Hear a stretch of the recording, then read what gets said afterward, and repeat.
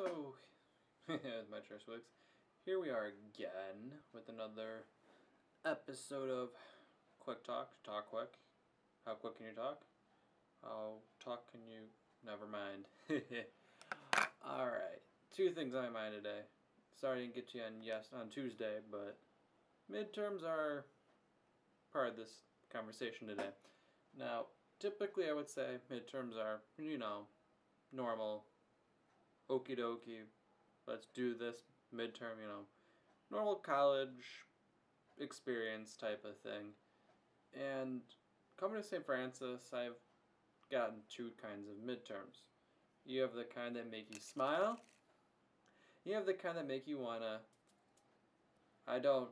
And by the way, when I go like this, I hope that doesn't mean you do that. By the way, that's just me saying I want to kill myself because they're the most stressful things on the planet. So stressful enough that the fact that I pretty much got sick. Now, a lot of things have been going on, so that probably doesn't help my situation any. Whatever.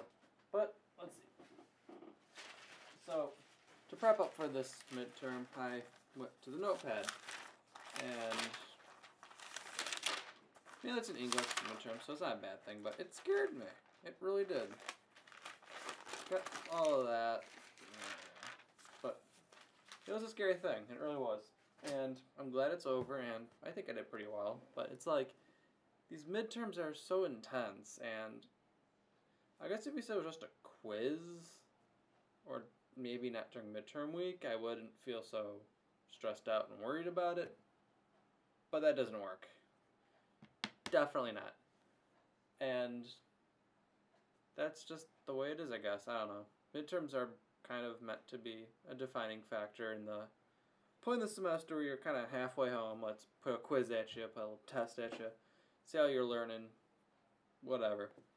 But, gotta do what you gotta do, and as a teacher, you gotta quiz your students. I mean, it's just the way it is. And my English teacher is probably one of the most intelligent people I know. And it's just incredible that he actually made the point of grades are almost like an American thing where it's just what pays the bills and it's how you're judged and where you can go and how you get there and all the money and all of that jazz. And he said that's not right, and I totally agree with him. If you're going to be great, you should be great on how much you learn, not how well you do on a test.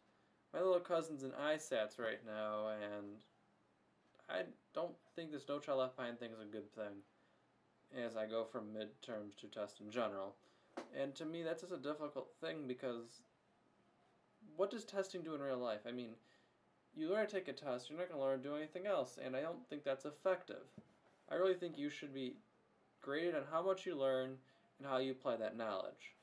And I think that'll get you farther than anything else. I'm playing a guitar pick. It's a good thing.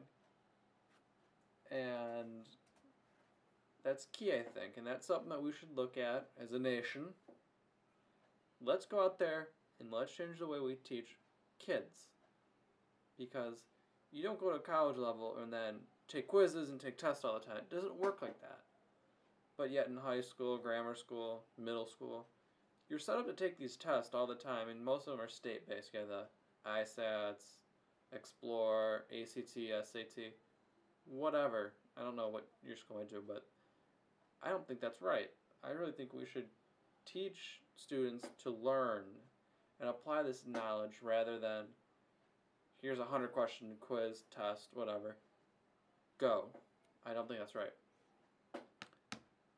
And the nice thing about midterms being over, and for me they are, our quizzes, whatever, is that we have spring break. And I have two things to say about spring break.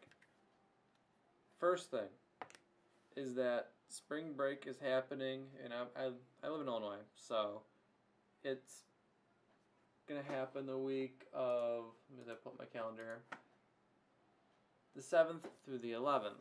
And I hate to tell you this, but I don't know what kind of spring break this is when it's only 39 freaking degrees outside. That grinds my gears as I go to a Family Guy reference. It's nice to have this break. Don't get me wrong. I totally need it. But it's only 40 freaking degrees outside. What kind of break am I going to have? You can't call it spring break. It might as well be winter break during the spring semester. I mean, hell, if it snows outside, what kind of spring is that? I mean, if I look outside right now, there is still snow on the ground. It is still freaking freezing outside. You need a winter freaking jacket. As I say, freaking, freaking, freaking. That's totally not right. I mean, if you're not... It's not spring break.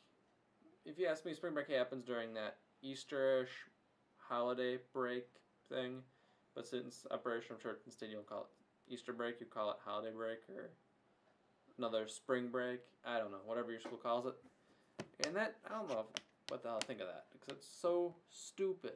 It's like, let's put you on break and enjoy it. It's going to be called spring break, and it's going to be 30 freaking degrees outside. Bullcrap. And don't call it spring break. Just please don't. And the other thing is, spring is around the corner, and yes, it's Midwest. It's always cold or it's always hot, and I live in Illinois, so it's either always construction, or or let's leave all the crap out there and leave it sit. It's either summer, it's either bad weather, cold, or let's have construction, and it never gets done. I don't know what kind of reference I can make that would make it seem any different.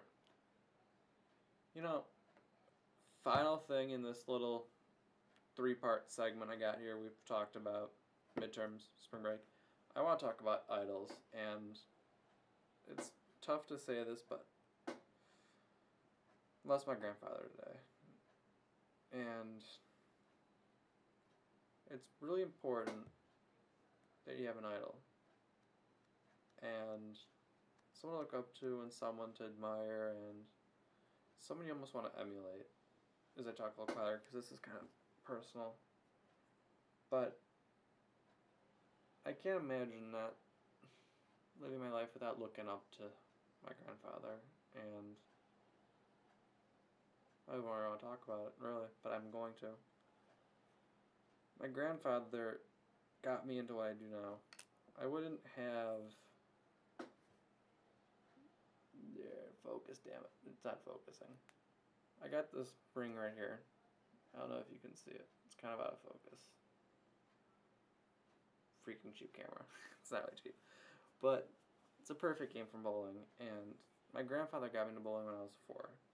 I've been bowling for like 16 years now.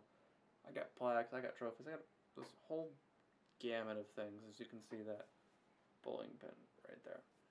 Bowling's all around me. I absolutely love it. Thanks to him, I do it now, and I always have. He's pretty much taught me how to live my life, how to be, how to treat people, how to enjoy things, and just how to be the best that you can be and enjoy every moment that you possibly can. And on my Facebook, I posted a little something. He's the one who pretty much showed me the world, and he is my main man. Always will be. As I sound kind of a little gangster, whatever. But I'm gonna love my grandfather more than anything in this world. True story. And one of the little things I put on there, I'm not gonna share all of it. I don't want to. Is may the best be ahead of you. And Grandpa, I really hope it is. This little hat that you see I'm wearing right now is his, and I probably will not wear it. It'll always be on me for a very, very long time. And I'll skip one more thing. This is a Russian watch that was in a shoebox hidden, and I'm probably going to always keep an eye on this and watch it, and it'll always be with me. And it's very important to me since I grew up and he was my biggest idol, and I was his biggest fan, I guess. I don't know. It sounds kind of like American Idol. But he really was the guy I look up to. And there's no one like him. And that's about it. So, I guess in short summary, I'm going to sum up this little episode today in a few short minutes. Have an idol so you can have someone to look up to, so you can enjoy your spring break and do well in your midterms. And maybe you want to switch that up. Having an idol as someone that you can look up to, so you can have the help and have the power and the knowledge and the know-how to enjoy your life. And enjoying your life, you'll be able to realize what you need to do. In doing so, you'll realize that you have to do it in your midterms. And after those midterms, you can have a great spring break. And my final word is, I love you, Grandpa, and I always will. Good night.